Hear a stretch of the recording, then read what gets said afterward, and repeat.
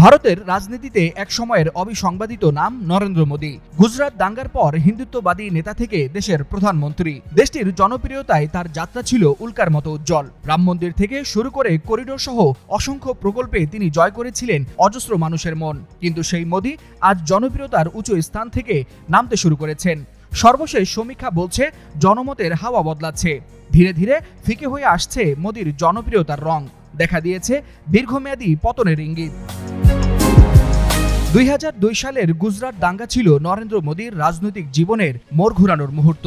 আন্তঃসাম্প্রদায়িক সহিংসতার ছায়া থেকে উঠে এসে তিনি হয়ে ওঠেন কট্টর হিন্দুত্ববাদী রাজনীতির প্রতীক। এরপর আর পেছনে ফিরে তাকাতে হয়নি। একের পর এক নির্বাচনী বিজয়, অযোধ্যার রাম মন্দির থেকে কাশী বিশ্বনাথ করিডোর, সব মিলিয়ে মোদী হয়ে উঠেছিলেন কোটি ভারতীয়র আশা আকাঙ্ক্ষার নাম। কিন্তু সময়ের স্রোত বদলাচ্ছে। সর্বশেষ মুড অব দ্য নেশন সমীক্ষা বলছে মোদীর জনপ্রিয়তা আজ আগের মতো উচ্চতায় নেই। 2021 সালে যেখানে তার সমর্থন ছিল 70%, 2025 সালে এসে তা নেমে দাঁড়িয়েছে মাত্র 58%। বিশ্লেষকদের মতে এটাই দীর্ঘমেয়াদী পতনের প্রথম সুর। শুধু জনপ্রিয়তাই নয়, সরকারের প্রতি আস্থাও নড়বড়ে। ফেব্রুয়ারি থেকে আগস্টের মধ্যে মাত্র 6 মাসে এনডিএ সরকারের প্রতি সন্তুষ্টির হার কমেছে 10%। একই সঙ্গে গণতন্ত্র নিয়ে মানুষের শঙ্কাও বেড়েছে। গত বছর 42% মানুষ মনে করেছিলেন গণতন্ত্র ঝুঁকিতে। এবার সেই সংখ্যা বেড়ে গিয়ে দাঁড়িয়েছে 48%।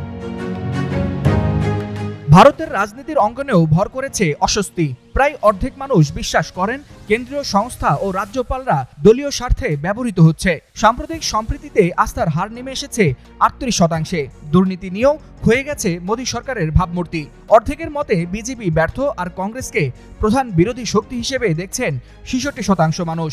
এদিকে রাহুল গান্ধীর ভাবমূর্তিও উজ্জ্বল হচ্ছে। অর্থনীতিতেও সংকট ঘনীভূত। মোদী পেয়েছেন 45% সমর্থন, অন্যদিকে মনমোহনের সমর্থন 43%।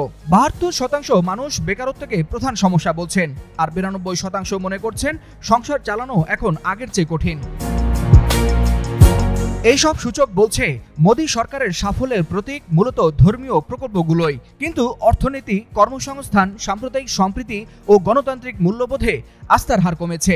বিরোধী শক্তি হিসেবে কংগ্রেস আবার শক্ত অবস্থানে দাঁড়াচ্ছে। তাই ভারতের রাজনীতির আকাশে বাজছে সতর্ক ঘণ্টা। একসময়ের অপ্রতিরোধ্য মোদী আজ জনমতের ঝড়ের মুখে।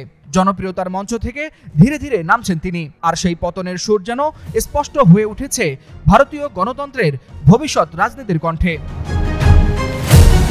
ওয়ালিউল হাসানাত, যুগান্তর নিউজ।